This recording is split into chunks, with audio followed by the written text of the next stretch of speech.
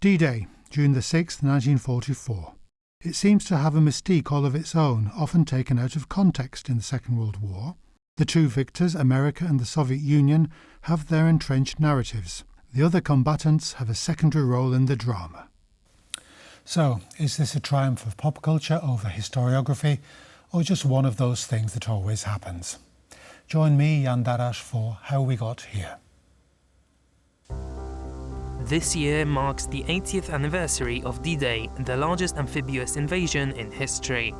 The successful landing by air and sea of tens of thousands of Allied troops on June 6, 1944 would prove to be a turning point in the Second World War. But while D-Day was a success, it was only the start of the vital Battle of Normandy. Lose the battle and the Allies could be pushed back into the sea. The battle would rage across the fields of Normandy until the end of August, and it was there the Poles entered the fray and played a decisive role in the eventual victory. The Polish 1st Armoured Division, led by General Stanisław Maczek, had arrived in France on August 1st. Attached to the 1st Canadian Army, it was soon in the thick of brutal fighting. Formed in Scotland, the division, some 15,000 strong, had been in training and waiting for years to go into battle.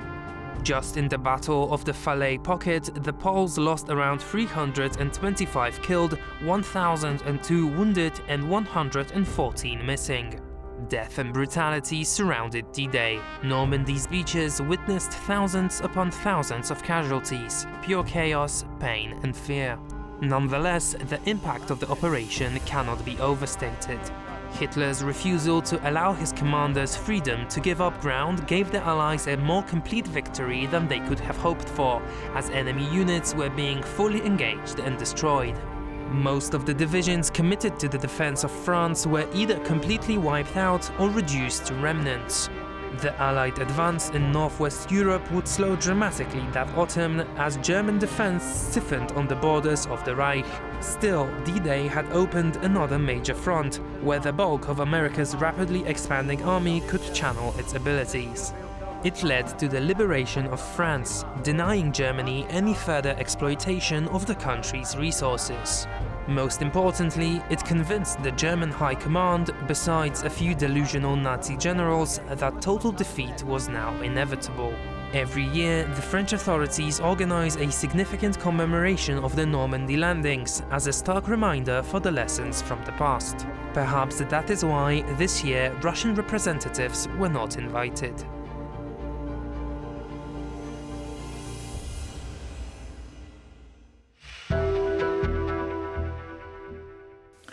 With me today is Robert Kostro, the director of the Polish History Museum here in Warsaw. Welcome to the programme. Hello. Why do we commemorate one day only, the 6th of June 1944? What's so special about it? We know that it's a huge invasion, a masterpiece of organisation and courage on the beaches.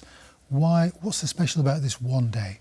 I think the most important is that at this day began liberation of the Western Europe. So it's especially very important for countries of the Western Europe, but also it is very important to shaping of the post-war map of Europe, because as far as went British, American or Polish divisions from the West, we had, after 1945, democratic systems, and to the border demarcation line between Western and armies and the Red Army. East of that, we had for many years, for many decades, communist systems, communist dictatorships. So it is very, very important date. Okay, well, I suppose we shouldn't forget either the liberation of Italy, which happened a year before. It was important, but liberation of Italy, or the strategic importance of this, was not so much, because for geographical reasons, from Italy, it would be almost impossible to liberate France directly from Italy. So it was necessary to land directly in France in order to deploy more troops and also to get quicker to German borders. Yes. You mentioned the post-war order of Europe, the two dictatorships, the dictatorships that won Eastern Europe, and there were two victors. There was the Soviet Union, Yalta, Tirana, these conferences that enabled the Soviet Union to take over Eastern Europe, Poland included, and America. And the rest were sort of secondary, became secondary actors. But the two main narratives, the United States and the Soviet Union, are the dominant narratives about the Second World War. Yes, this is true. To great extent, this is connected with the role of these two countries in the Second World War, because even if the British contribution was not minor, was very important to maintain a part of free land in Europe during the Second World War. At the end of the war, actually, Britain was much weaker than the United States. So, and Britain depended in great extent on American assistance.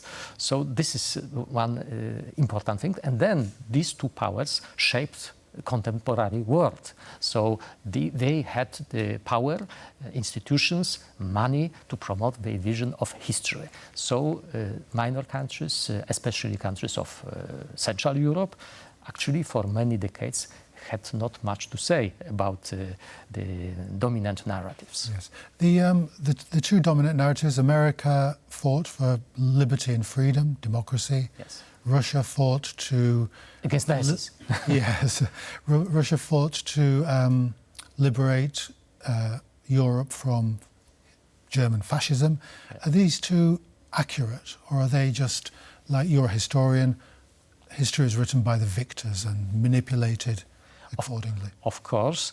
I think the American version is much closer to the truth, at least if we consider Western Europe.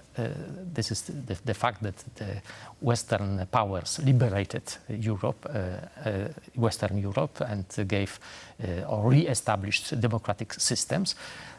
In case of Russia, of course, it was imposing new dictatorship, maybe to some extent softer, but still it was Soviet Red dictatorship over this German Nazi dictatorship. So the change for many nations was not as big, and some nations perceive it as even as equal disasters for their national history. So this is the most important.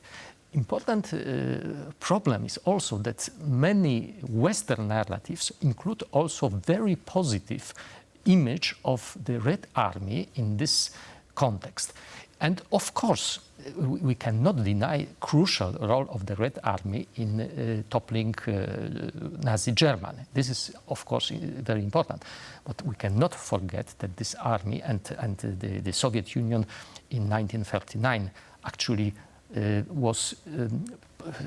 helped Germany to invade Poland, so to start the war. In a way, also, it helped Germany by securing peace and supplies to conquer France and Western countries to fight with Britain. So the role, and then even they committed mass murders like Katyn.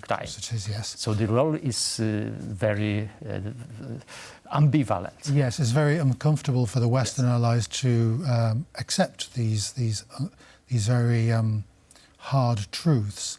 Is that one of the reasons you think why Russia has been not been invited to the D-Day celebrations, or is this just to do with modern day politics and Vladimir Putin and Ukraine and that situation? I think for many decades, especially from the 1980s and 1990s, Russia was accepted as one of the liberators, and Russia participated in many celebrations, especially D-Day celebrations in the West. But over the past 2 years, it is the war in Ukraine, the invasion of Russia in Ukraine, which changed the attitude of Western countries toward Russia, and also with regard to these historical themes. But it is also important that we, also we in Poland, but we in the West, realize now that the Red Army was composed not only from Russian troops, but also from Ukrainian, Kazakhs, Uzbeks, etc. So, for instance, the presence of President Zelensky in Normandy is not only recognition of present role and support of the West to Ukraine, but also recognition of role of Ukrainian troops, Ukrainian soldiers in liberation or in toppling down Nazi Germany. Yes. Coming back to the Polish contribution to certainly the Normandy fighting, last month we commemorated the Monte Cassino battle, the 80th anniversary of Monte Cassino. And what is the place of the Polish division and the Polish troops and the airmen in today's D-Day celebrations in terms of what happened on June the 6th, 1944? How large or small was the commemoration, was the contribution? Actually, in June and July, that were only Polish airplanes, Polish squadrons, 5 squadrons, fighter squadrons, a couple of bomber squadrons, and also Polish ships, Polish cruiser Dragon and Polish destroyers that participated in D-Day and in fights in Normandy. But on the 1st of August, there was deployed also Polish 1st Armored Division.